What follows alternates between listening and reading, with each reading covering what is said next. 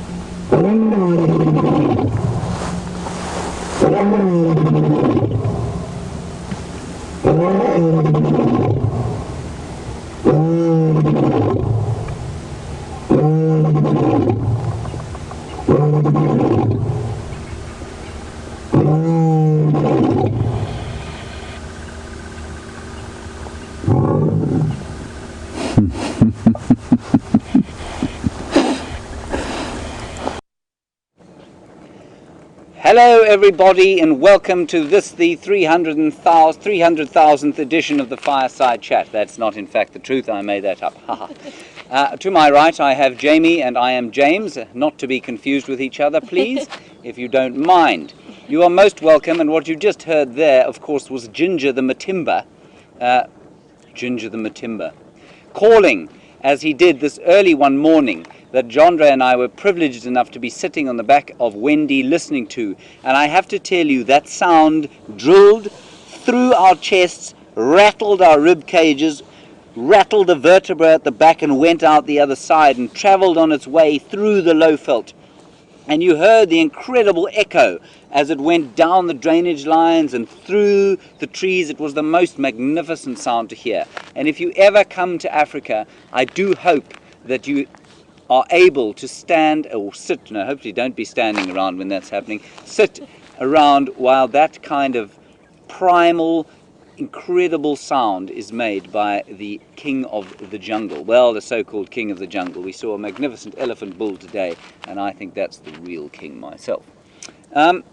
We had a question from Laura just now, saying that she read that Jamie over here is an award-winning musician. Now that is in fact the truth. And Jamie is a fine flautist, and I have been begging her to bring her flute up here so that we might tinkle together. I think I might be quite intimidated by her skills, but she has thus far steadfastly refused. So I'm now going to put her very cleanly on the spot and promise to everybody on the internet, this is going out to the world now, okay? I am now promising the world on your behalf that you will be playing your flute within 2 months on the Fireside Chat. So she'll obviously beat me census at the end of this broadcast, but that's basically what I'm going to do. So, Jamie, all right? I guess. There we Is go. there a choice? No choice at all at this I promise stage. I will bring my flute. I just have to be less rusty. But since we are talking about musical talents and intimidation, having heard you play around the fire on your guitar, Sandy from Palm City would like to know if you have any CDs available of your wonderful music, because Sandy would love to be able to get her hands on one of those, and I'm sure she's not alone in that. Sandy, I have roughly, what is it now? It's probably about 3,000 of them. You see, what there's a minimum order of CDs that you get to make. So I've made a recording. I'm in the middle of another one. But the first recording I made, the minimum order of CDs that you can get is about 3,000. So my current stock is sitting on roughly 2,987, which means I've got rid of 13. Sandy, if you would like one of those CDs, I can probably send you in excess of 1,000 of them. Not really. I don't have that many, but I did. I threw out most of them when I moved down to the bush. Yes, there are recordings. CDs I can probably try and send you, but best is probably for me to just send you some digital copies. They are on my website, jameshendry.co.za, if you want to have a look at them there. or have a listen to them there, but I can try and send you some sort of a hard copy if you would like. I'm not sure how I would make it work, but they do certainly exist. Thank you, Sandy. I appreciate that from Palm City. And I will definitely be getting one of those CDs. Yes, I will certainly give you one if you play at the Fireside Chat. It's a deal. Yes, it's a deal. Done. Good, excellent. Now we've promised the universe various things. Okay, we're going to move on to a few of our highlights from the week, and mine certainly was the sighting of the half-tail pack, 10 magnificent wild dogs. And I'll talk a little bit about them after we've seen them. We're just going to show you a clip, a very brief clip that VM and I were most privileged to shoot earlier this week on a chilly, cloudy morning. So here's the clip of the half-tail pack in full playful mode.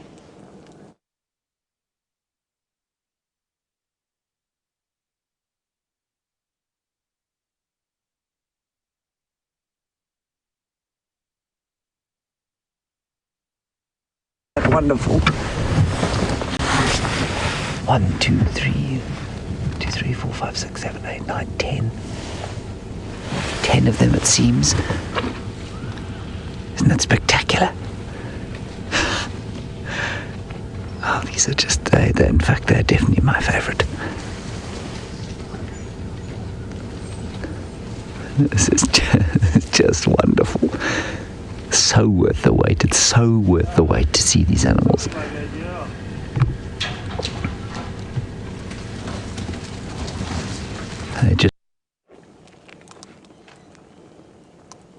So that was the magnificent half-tail pack, and the half-tail pack has denned on a reserve called Mala Mala, iconic ecotourism destination of the world, and interestingly the alpha pair and the beta pair seem to have bred. I haven't seen the pups, obviously, they're much too young to be moving around at this stage, but that is a fascinating thing to have happened.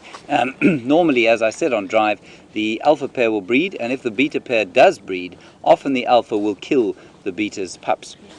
That doesn't seem to have happened here, and possibly because of the size of the pack. I don't know, I mean 10's pretty good size for adults, so yeah, and there are only 5 in the alpha packs, the alpha pair's litter, and 7 in the beta pairs, so maybe that's one of the reasons. Now your highlight of the week was? So my highlight was the sighting that I had with Shadow and Sindile up on the Impala clearings just a little bit to the west of us. And half of the reason it was such a highlight is because it was so unexpected, but it was also just such a beautiful sighting out in the open. So we're going to play that clip for you now, and then we can chat a little bit about that sighting afterwards. So guys, good afternoon and welcome to the Sunset Safari. And weren't these two a nice surprise? That was quite a surprise for me. So we have Shadow and Sindile, which is who I was setting out to find. And look how big he's getting. And what a wonderful way to start the afternoon.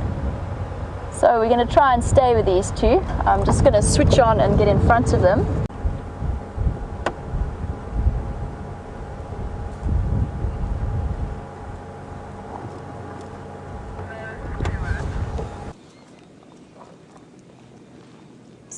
Such an awesome sighting with Shadow and Sindile, and so great to see Sindile being so playful with Shadow. He was pouncing, running away and crouching and then jumping out at her every time that she walked past him. And also a great opportunity for us to compare the sizes of those two. So Sindile is just reaching a year old now, and he is looking bigger than his mom Shadow now. He does look taller, his tracks are definitely bigger. And Margaret would like to know how much longer Shadow will be feeding and looking after Sindile. And it's not an instantaneous process. He's got at least another 6 months, probably up to a year, still moving around in her area. And she will allow him to come and join her at kills. But he will start to gain more independence as the months go by. And what you do see with male leopard cubs is they tend to take just that little bit longer to gain their independence away from their mothers.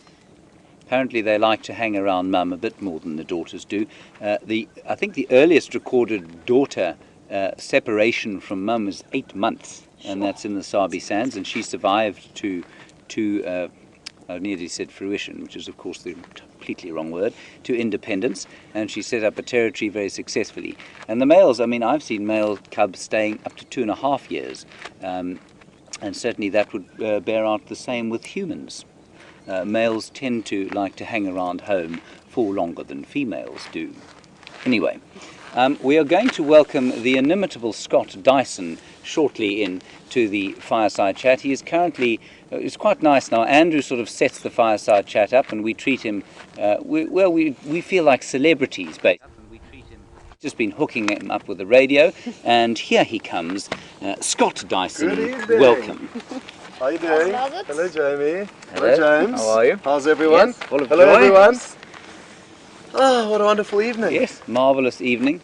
Wind has dropped, temperature is balmy, and it's just very pretty. What was your highlight of the week? My highlight of the week was an incredible scene with Shadow. So I know you've been watching some of Jamie's wonderful moments spent with her and her cub Sindile, but interestingly, this sighting she was alone, and we're not sure exactly why she was alone, but we've got a few different theories as to why she could have not taken Sindile back to this kill. Anyway, we found her about 2 afternoons ago, and she was full-bellied, kind of fast asleep, blazing in the mid-afternoon sun. We knew she had some remains of a duiker kill nearby, but couldn't see them.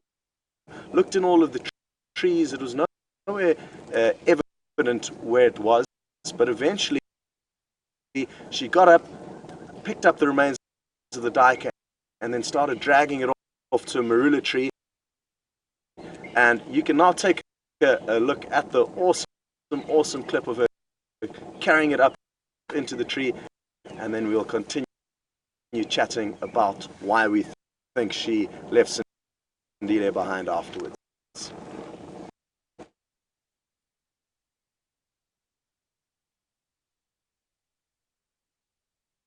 We're out in time.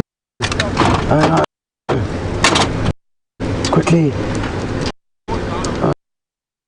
I know, you wouldn't believe it. I've got no camera battery, but she's about to do it. There we go. Awesome, look at this.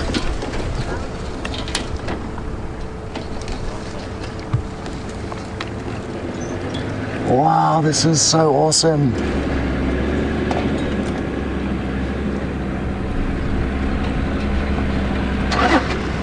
Haven't we got so lucky? Like I said, it may be a little bit gruesome, but it's a good display of how nothing goes to waste here in nature, and she'll feed on as much of this kill as she possibly can. Look at that afternoon sunlight. Oh, that's beautiful. Well, how beautiful was that perfect afternoon sunlight? It was actually quite nice that initially she was silhouetted and the sun was behind her, and then later on we got some views with the sun in our favor, so you got two very different looks at her.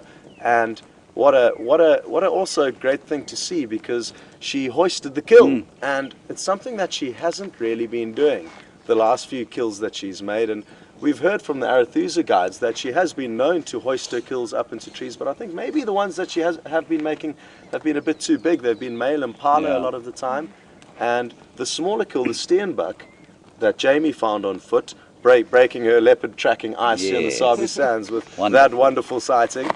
I guess a kill that small doesn't need to be hoisted up in a tree permanently, because it can be done so quickly if a hyena were to arrive, whereas an impala or something bigger requires a lot more time and effort. So maybe she can take risks with the smaller kills, but the bigger kills, she's maybe just not strong enough to get up there. I think the big thing there is that a lot of people think of leopards as being arboreal, that they actually like being in trees, and trees are not comfortable. It's not easy. I mean, you saw that, how awkward it was in places for Shadow to take the duiker up the tree, and it's not always that comfortable for them.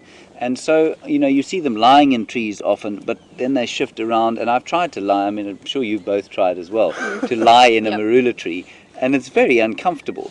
So I think if they can eat on the ground, in the absence of pressure, they probably will. Anyway, it was good to see that she can and will occasionally hoist kills up into the safety of a tree. But interestingly, in that sighting, and there's a bit of history to that sighting, apparently that duiker kill had been made, I think 3 days subsequent to the sighting. In between her making that kill, she was seen on another kill with Sindile, further away from where she was with the duiker, and she never took Sindile back to that duiker, even when they had completed, or their other kill had actually been stolen. And we were all quite interested as to why she wouldn't be taking her son back to food. And we've agreed on a theory that she could possibly be scared of taking Sindile very close to where the Anderson male is pushing further in towards Tingana. And later on this very same afternoon, after we saw her hoist the kill into the tree, Tingana and the Anderson male were seen together, probably half a mile away from where she had the kill. So it would make sense for her to leave Sindile further towards Djuma, further east, away from any risk of the Anderson male bumping into him, because if he does, as we've discussed a number of times, male leopards will kill the cubs that are not born to them. So I think that's a good example of Shadow's ability to be a good parent at moments. We have at stages had some thoughts that she wasn't a very good mother because she has lost so many cubs. This is her first cub that she's raised to almost adulthood, so maybe she's not such a bad mother after all. Well, we hope so. On that day, I mean, you saw Shadow, you saw the Anderson male, you saw Tingana, and I managed to see Kunuma, which was wonderful. So 4 leopards in one day, which is a spectacular effort from all of us, I feel, and in fact all of the rangers in the area. And it just goes to show, you know, they are elusive, but they're around, and it's wonderful in the Sabi Sands that they are so habituated to vehicles. I say that relatively old. Kunuma did give Brian and I a little bit of a rev. If truth be told, it was because Brian's quite a fine beatboxer, and if his attention is not grabbed all of the time, then he does tend to, you know, he beatboxes a bit, and Kunuma took exception to that. Anyway, that's just what happened there. We had a question from Janet, I think posed to the general floor. So I'll start with you, Jamie, and say, if you couldn't work with animals, this is what Janet wants to know, what would you work with? I mean, you have a law degree. Sure. I suppose you would be working sort of with animals if you were in criminal law. Very different type of animals. That's a hard question. I can't imagine doing anything else but what I'm doing at the moment. I definitely would not be working in an office in any way. I'm not really built for inside work. So maybe something to do with my law degree in terms of environmental protection. Outside? Yes, might be where I would be trying to put myself. And you, Scott? I would like to follow suit and not get into an office at any point. And therefore, I think farming would possibly be a solution where you are kind of outdoors. There's some beautiful, beautiful farming areas in South Africa. Farming various things, dairy farms, you name it.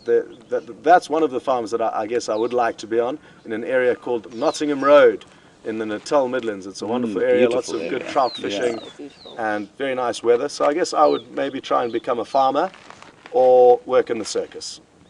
Work in the circus, wonderful idea, Scott. Well, yes. Brian's got contacts. Brian used Does to he? be a trapeze artist in the did. circus before That's WildEarth poached him to become a cameraman. Plucked him from the swinging. Anyway, Janet, if I was to answer you, I'm not out here specifically for the animals necessarily. I just love being in a beautiful place. So although it's an absolute bonus to be able to work with these magnificent animals all over the place, I don't think that I would just like to be in a place that's outside. I think like you, just get a lot of peace from the wilderness and from the wild. And so that's you know, in the absence of animals, that's probably what I would be doing. Good. Well, we're loving all these different questions that you guys are sending through this evening, and it's been a while that we've actually had these more informal chats around the fire, so keep sending them through. We've got another one from John in Atlanta, and John would like to know, what comforts do we bring back, what little bits and pieces do we like to bring back from leave, knowing that we've got 6 weeks out here in the bush? So, James? It's quite interesting. Before I came here, I left a place, and I've basically been moving bits and pieces of my life into storage, and I'm now got it to the stage where I can live out of the back of a car. So the things that I have here that I can't live without are a library of books, a guitar, 2 guitars, including a fine Fender Stratocaster and a large amplifier and a set of golf clubs. And so the comforts that I bring back from from town to sort of supplement all of that would probably include something nice to drink in the evenings. And that's about it. I used to bring... what about all your seeds? Well, and seeds, of course, yes, sorry. My breakfasts tend to be sort of a bit like what a grey-headed sparrow might eat, and so I do bring that back. Thank you, that's absolutely true. Thank you for that, Scott. Jamie? Well, at this point, when I come back from leave, I'm hoping to have my dog with me, which is probably the biggest comfort option that for will me. be a comfort for Yeah. you, as long as not for us if it bites. She might bite you. Yes, you might. It's a good, yeah, but sweets and chocolates Yeah, Yes. sweets are, and chocolates. something that I bring along. A few bags of those kinds of things, because we don't have the ability to just pop into a store and buy a little chocolate or something like that. Although there are town trips once or twice a week, so we can put in late orders. We're quite fortunate with that. So we don't have to come too heavily supplied, John. We do have lots of people going to the outside world to find out what's going on and bring that information back to us. And when they bring that information, they sometimes bring along chocolates and other little treats that we require. So, just while we're talking about the general updates from this week, and we have a question from Tom, and Tom would like to know if the Birmingham boys, who have been moving around Djuma in the last few weeks, they've moved back onto Buffelshoek, if they've made any attempts to take over a Pride. And at the moment they haven't. They are on a kill up in Buffelshoek, but they are still just a little bit young to start attempting, especially if they get caught on their own. I think it's unlikely that they're going to try just yet. I would say, you know, although there are 5 and they are fairly large now, the experience that comes with being in a coalition like the Matimba Coalition counts for a huge amount. So even though one of them's injured up here, it's not that likely that those 5 will be able to take the territory for the next little while. They're still in very good health, they're still strong, and they still will be able to fight off the attacks of those 5 marauding males from Birmingham, which is just up in the Timbavati. So that's what I think is going to happen with the Birmingham boys. I agree I mean, with you. we don't know. They may never come down here. They may go up into the Manuleti. They may go up further into the Timbavati to Ngala, where I used to work. That's where they were born. I think they were born there because that's where the farm Birmingham is. So that's probably what will happen there. Yeah, it is certainly going to be interesting, though, to see what does happen with them. They are a force to be reckoned with, will certainly be in the future. And I guess the Matimba males are slowly losing condition. You wouldn't say they are in their prime. I think they've just passed their prime. So it will be exciting to see. And hopefully we'll just get to see them on our property. They've been lingering awfully close by. So I know when I went away for a few days, they popped in briefly. And I was also they'll away. pop in again soon. Yes, I've never seen them. Changing the topic slightly, but still related to the very dry weather and what's going on here and harsh conditions that we're experiencing at the moment, Helena would like to know what is going to happen to the fish in the drying up ponds, and are there any that are capable of surviving that? So James is a catfish expert. So, yes, thank you for that, Scott. I'm in fact not a catfish expert. I made an extremely unmanly yelp when a catfish bumped into me this time last week. So the catfish are certainly one of the fish that are able to survive under the ground, apparently with the very thin breathing holes. They will survive in the mud, which is quite impressive. And then there was something that Stefan told us about called a killifish. Yes. Right? Which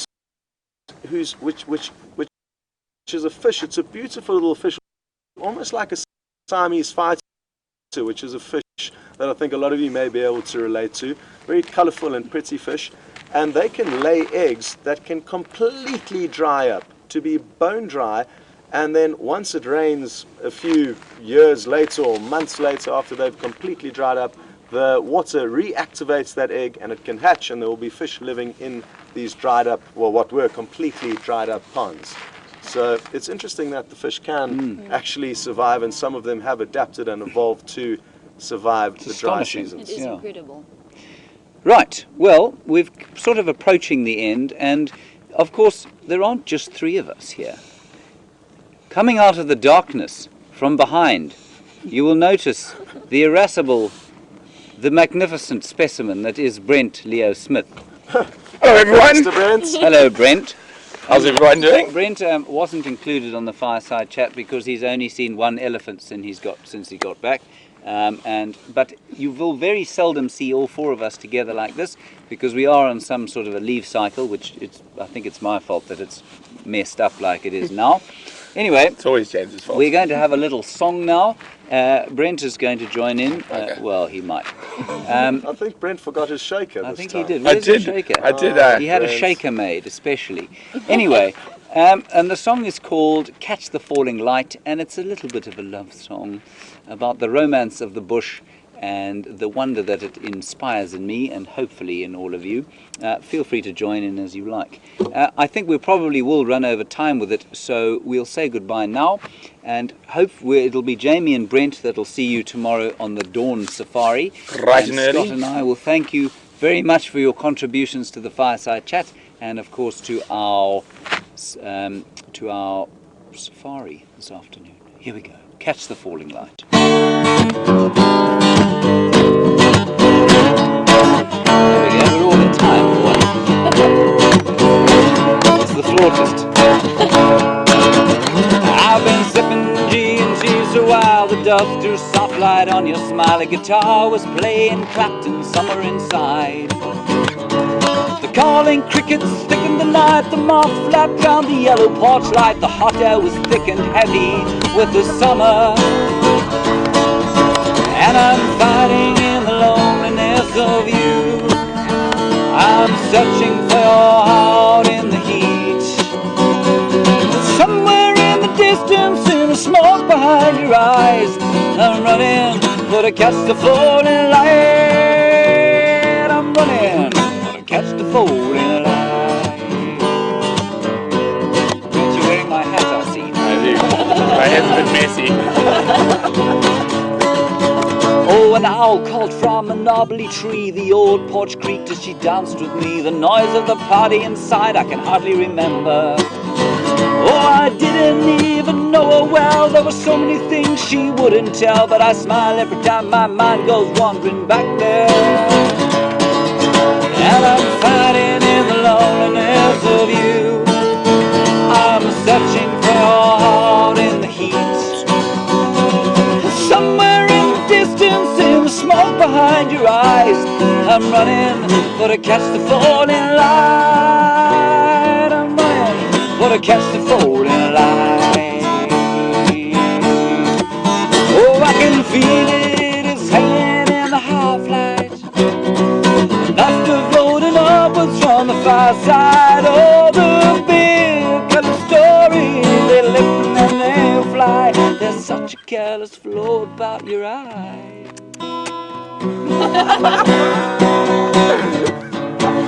That was all good.